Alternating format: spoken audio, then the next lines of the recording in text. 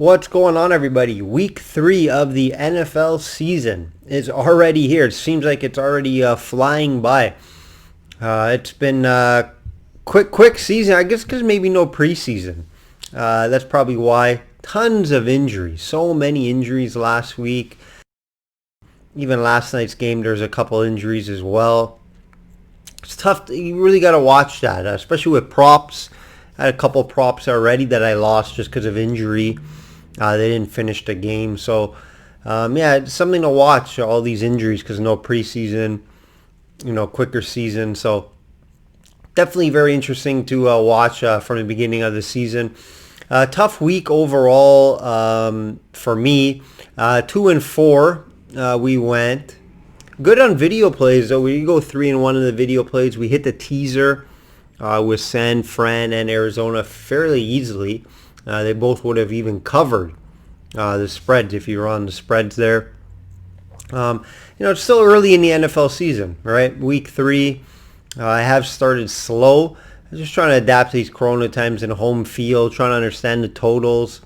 Good thing is there's still 5 months left. Couple ugly losses last week, guys. Couple ugly ones. Buffalo to cover. Fitzpatrick came down from 80 yards down the field to get the cover for Miami.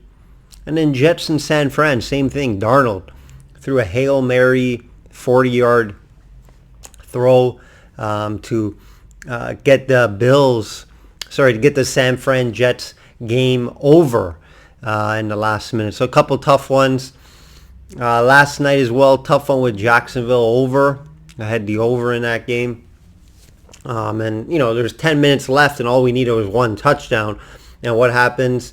Field goal at the 10-yard line. And then also, Minshew couldn't throw a touchdown. Throws a pick in the end zone there. DJ Chark being out was a big issue as well. He was a last-minute scratch. You can tell the field wasn't spread enough without him.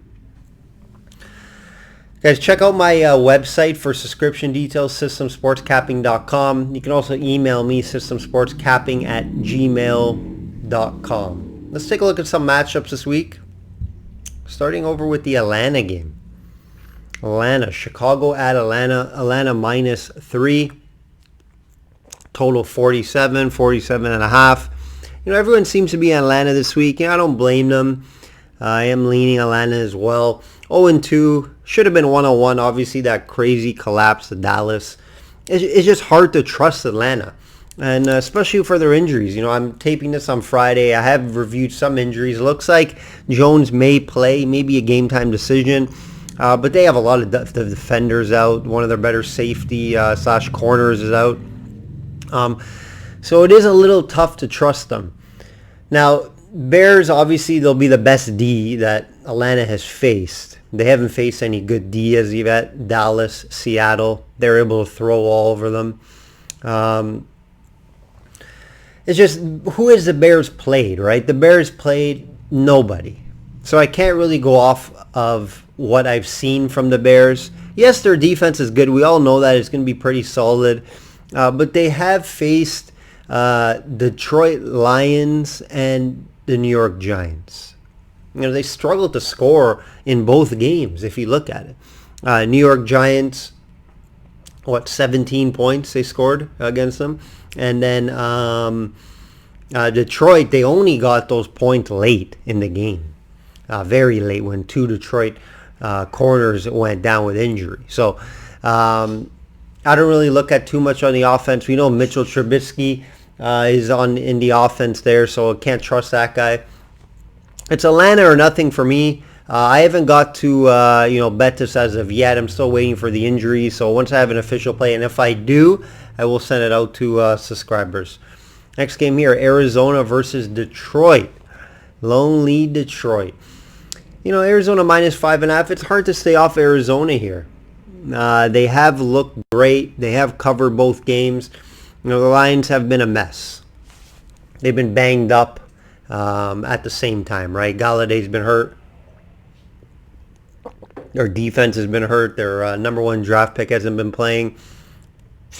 But Galladay coming back, I think, does help them out because, well, you know why? Well, it obviously helps them out, but I think it's a big help because Marvin Jones doesn't have to be that number one guy. He's not a number one guy. He's a good number two. So Galladay back, how ready will he be? He's not 100% back. Remember, this is Friday morning. I'm taping this guy. Watch to see if he's back.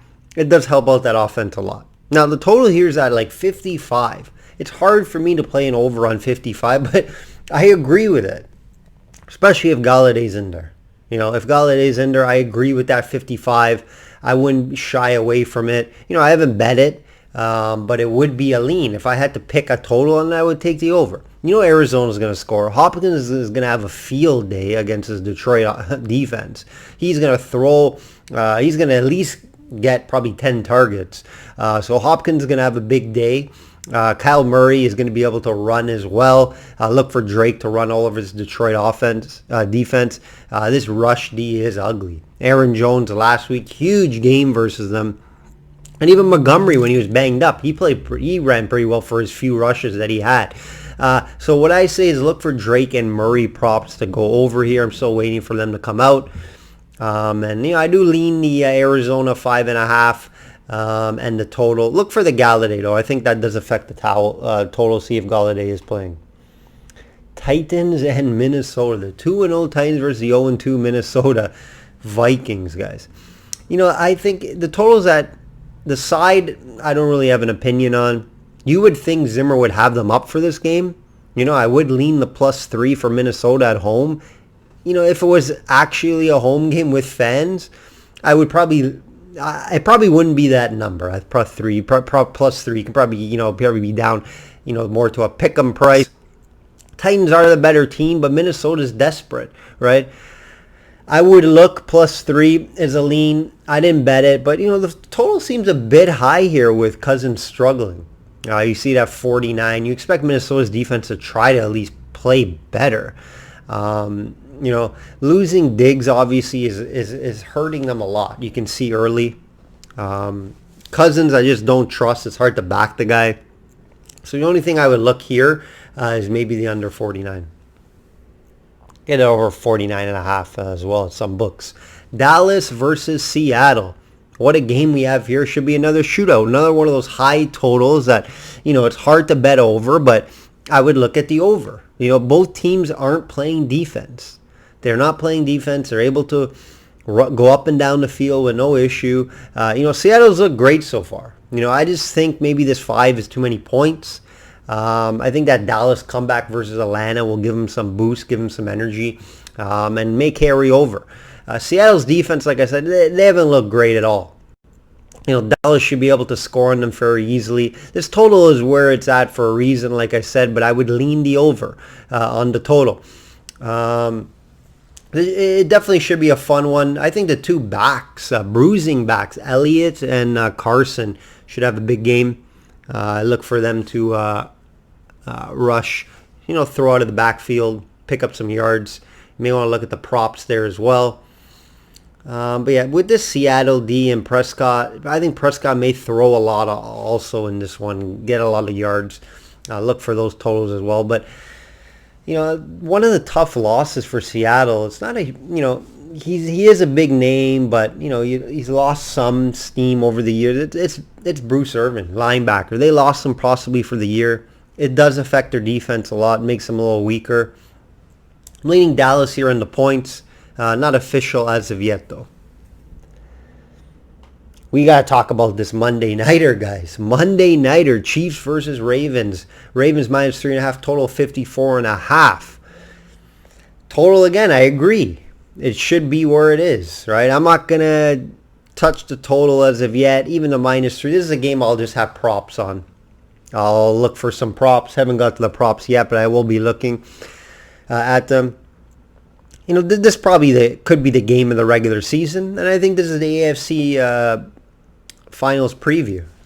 Mahomes and the Chiefs traveling to Baltimore after a tough and hard fought win over the Chargers. They struggled in that game, guys. They struggled to produce yards. They couldn't run on the Chargers. Yeah, Chargers D is legit, They held the rookie back to to nothing, under 3.5 yards per carry.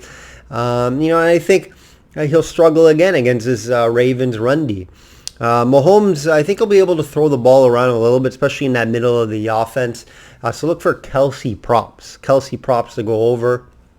I think he'll be heavily involved. I do think Ravens win this game. However, it should be close. That 3.5 is the number. That's tough to get to. I usually avoid betting on my Ravens unless I have a clear-cut reason why, or do hit some totals last year. I hit a lot of totals on the under. Hard to play the under here. That offense is up to speed. Chiefs offense is great, even though it didn't look great last week. So it is hard to play under here. I won't be involved, but I definitely will be watching this as a big fan, and I'll definitely be dabbling in some props that I will send out to subscribers. Trying to get on track with the props as well. They haven't fared so good lately. I'll leave you guys with a two-game teaser. We hit it last week. Let's try to hit it again here. You're going to get this at even money. Pats -2.5, Chargers -2.5, even money. Pretty much you just have to win, right? If you get it, you can do money line as well, but you're paying like -130. So why not get the even money, do the field goal? The odds that Pats win by 2 or the Chargers win by 2, very low. So you're getting an extra 30 cents on it. So give me the even money play, Pats and Chargers. All right, guys. Hopefully you enjoy the weekend. Enjoy week 3 of the NFL season. I'm hoping to get back on track here, get some more winners out. If you do enjoy the video, please like, subscribe, comment. It does help me out a lot. All right, guys, like I always say, bet smart and know your limits. Take care.